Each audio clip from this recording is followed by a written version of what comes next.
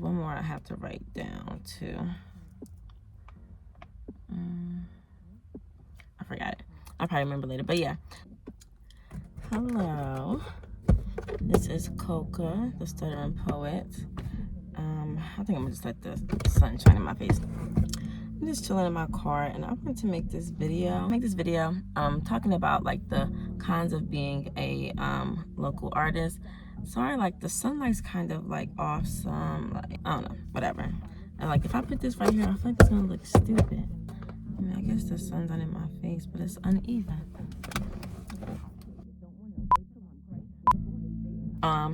So the cons, I'm gonna make a pros video too, but this is what I've been feeling, so I'm just going to talk about this.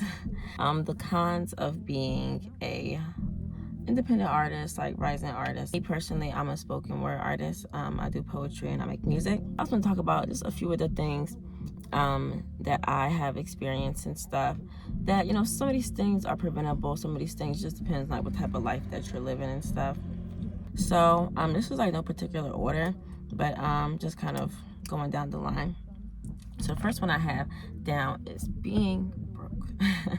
So when you're a local artist, you know, like unless you have like finances, like a good job, whatever the case may be, this just depends. But you know, having to kind of choose between, okay, like I have this to pay, like your regular life, but also it's like funding your creative life as well. Okay, you know, I can't do photo shoots as much as I want to. I can't do video shoots as much as I want to, you know. And you know, sometimes you meet people and you network and they give you stuff for free, or y'all do like, you know, trade for trade. And I've done that before, you know, where it's like, okay, I'll do something for you, you do something for me. Sorry, I'm just kind of dazing off right now. I'll do something for you, you do something for me. You know, like sometimes like if you have a specific look, like, you know, like me, when I have my visuals, like I like to buy props and buy extra stuff and book a video, and I like to do photo shoots with my video as well. So it's like that may cost a little bit more, just depending on who I go to, what I want, stuff like that.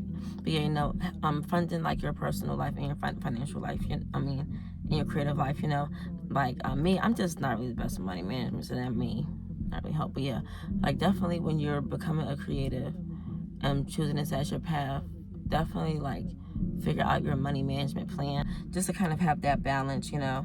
I'm finding that balance, but sometimes, you know, life happens and stuff like that. So, you know, it may not always be as easy to pay for certain things that you have to do and stuff. And sometimes it can be hard, discouraging, because it's like, you know, you have stuff that you want to do, but you have things that you need to pay. Just kind of finding the balance between the two. The second one I say is losing hope. I don't know if everybody goes through this, but you know, me, like I'll have months of being like super like on it, and then like months of just being like, yeah, no, you know, just feeling like, and this kind of goes into another point that I made, feeling delusional. Kind of like sometimes me losing hope can make me begin to like feel delusional, kind of feel like, you know, am I just doing this, you know, because I'm being young and naive? And it's like, you know, like, is this something that I can really accomplish? I don't know if everybody goes through this, but you know, just feeling like, is this something that I can really accomplish? Is this something that I can really do? You know, because it's like, me, I'm not somebody who wants to be like Beyonce or nothing, but I want to, or I'm going to have my support system, you know, and we're like, you know, they just like what I do and stuff like that. And, you know, we communicate. That's my problem, is consistency and stuff. Like, I know all my personal problems, but sometimes, you know, even if you're on your stuff, I'm sure you sometimes, you know, lose hope and feel like, okay, am I being young and naive? And I'm going to, like, am I going to be one of those people who say, oh, you know, when I was younger, I had dreams of doing this and this, but, you know, it just didn't work out, so I decided to be a nurse or something. It's like, I'm going to be a business owner regardless, but, you know, sometimes it feels like that. And I've seen this old Eddie Murphy clip. I may add it in here. I think if you know what you're supposed to do, deep down inside, I think everybody does. And a lot of people just don't go after it, you know? Like most people start out, they say, I want to be a this, but I'm going to get that to make sure I have something to fall back on. Yeah. And what you're doing is you're setting yourself up for failure, because you're going, there's a possibility that I'm going to fall back. And when you put that out there, then you fall back. But if you just say, hey, this is what I want to do, and you go do it, you usually get your stuff the way you want it, man. But it's an interview that he did, and he was talking about somebody, I forgot who he was on, but they asked them, you know, like, what was your plan B? Like, if comedy, if like the acting and stuff, if that didn't work out, what was gonna be your plan B? He's like, I didn't have no plan B, you know, like this was my only thing. It's like if I couldn't do this, like there was nothing. And that's how I feel about my stuff. But sometimes, you know, you get scared and stuff and having that fear, and that can be another point too, having that fear that, okay, but like that's not me, and like not really feeling like you can really do it. You know, these are just things that I personally have struggled with. But, you know, feeling like, you know, I need my plan B, I need my plan C. But even if you do have that backup plan, I guess, like, still focus all your energy towards this. Like me, I have a 10-year plan. I'm giving myself 10 years to be where I want to be. And if it doesn't happen within 10 years, I'm not going to stop doing poetry. I'm not going to stop doing music.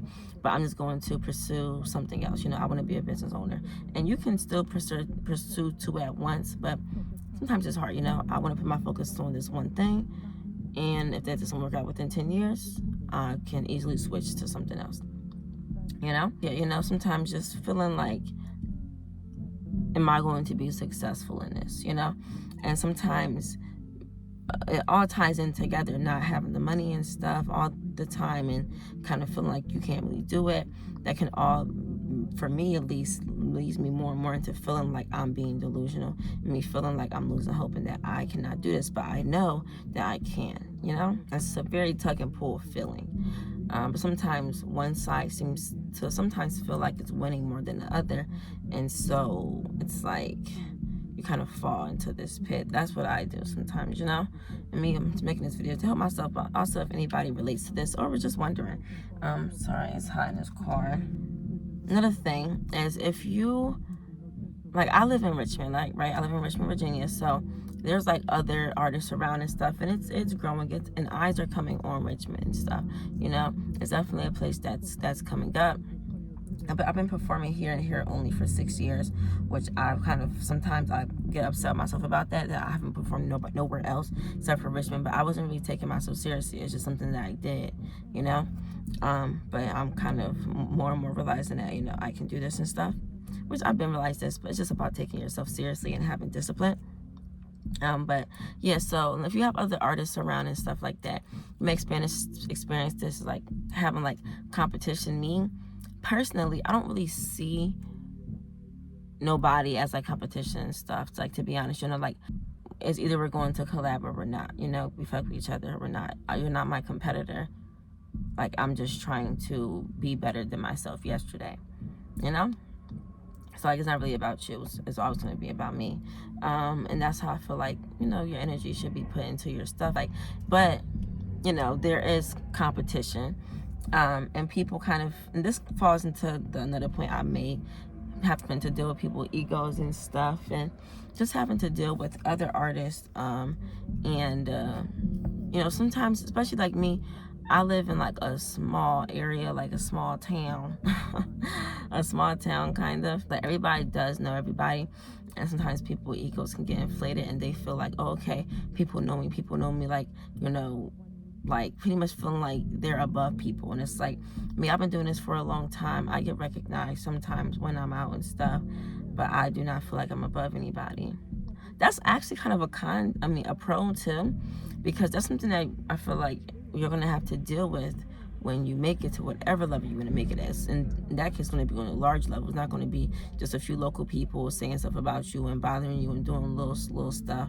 It's gonna be like big stuff and bigger problems. So, you know, that can be a pro too, because you kind of get experience with people and start to feel people's energy. Because I know me, everybody who I fell out with, something in my body told me it was gonna happen, but I just didn't want to believe it. I'm just like, Makai, because sometimes I feel like nobody likes me, you know what I'm saying? So sometimes I be thinking that I be tripping, but I be right, you know, like the feeling is different than like me sometimes thinking, oh my God, it's like nobody likes me. Like that's just me, a thought. But when I really feel it as well as think it, which happened with everybody I feel that way, know what's gonna happen. So it's like, that can be a pro too. Like, sometimes these experiences help you build your intuition, you know? Feeling misplaced, that's one I meant to write too. Feeling misplaced. When you are very, very talented, and you know that you are talented, and you're doing this, of course, for money, but not even just for the money, just for the love of doing it. And when you're like really aware of how amazing you are, you really do start to feel misplaced. You know, you start to feel like, you know, you know you're supposed to be somewhere else, or you feel like you're supposed to be somewhere else, but you're still where you're at, and it's kind of like, yo, like, what's really going on, you know? And it's kind of feels awkward. It feels weird. Like I know I'm supposed to, I know where I want to be, because you know you're supposed to be where you're at, but like I know where I want to be, and I am not there, and it's making me feel very, very weird. Like I'm not, I know I'm not where I'm supposed to be. Like that's what it feels like. It feels like where I'm at, I'm not supposed to be here. Sometimes that can make you feel delusional and feel discouraged and stuff, feeling like, you know, am I just going to be somebody who's just like, oh, she was doing this and not really making it and stuff. Like that's kind of why I backed off of open mics, for one reason, because of like stuff that was going on. I just didn't really want to be around nobody, because I felt like people was acting weird towards me, and when I had my personal problems with people, so I really didn't want to be around nobody for real. And then also I realized that I was becoming an open mic regular, and that's fine. That's fine. That's what you are. But I feel like, at least in Richmond, and of course somebody can break this cap, but I just sometimes feel like once you are in the open mics, like you get stuck in the open mic loop sometimes, and that's not a problem, but sometimes it feels like there's like a cap or like a ceiling. It's like, okay, like I'm stuck here. Like I'm stuck here. Maybe that's just me. Maybe that's just me, because you know I do procrastinate. Like I do get lazy. Like I do lose hope a lot and stuff. Like, or lose motivation, I should say. Like maybe that's just me, but sometimes it feels like it is a cap. Maybe I just feel that way because I've capped myself off without realizing. But yeah, you know, I kind of just had to back up from that and stuff, you know, and just kind of dealing with things and situations and people, and really trying to get yourself together as well, you know. So yeah, these are just some cons, but I've also put some pros in there about how, like, even though I feel like these are cons, there are pros within these cons, because you learn from everything. But yes, thank you guys so much for tuning in, just listening to me talk about how I feel about things. This is not my book. It's my friend's book. He left it. Shout out to Josiah. Thank you guys for tuning in to another random video by KOKA, TSP, whatever you want to call me, baby. You see my sweat mustache? Yeah. But thank you guys for tuning in. Like and subscribe if you feel like doing that, homie. And yeah, see you on the flip side. Peace.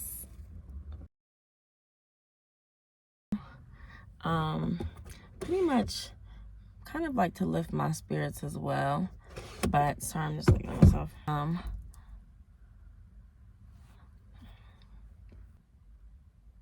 Yeah, I just want to, actually, I bought this cute pen. You probably don't care, but yeah, it's out of time feeling. I look like so moist. Y'all, I don't sweat. I get glossy. I've been in this car for like almost 15 minutes, 13 minutes, I mean, I lose. With no heat, and I'm not sweating. I get glossy. I don't know what it is. But yes, thank you guys so much for tuning in.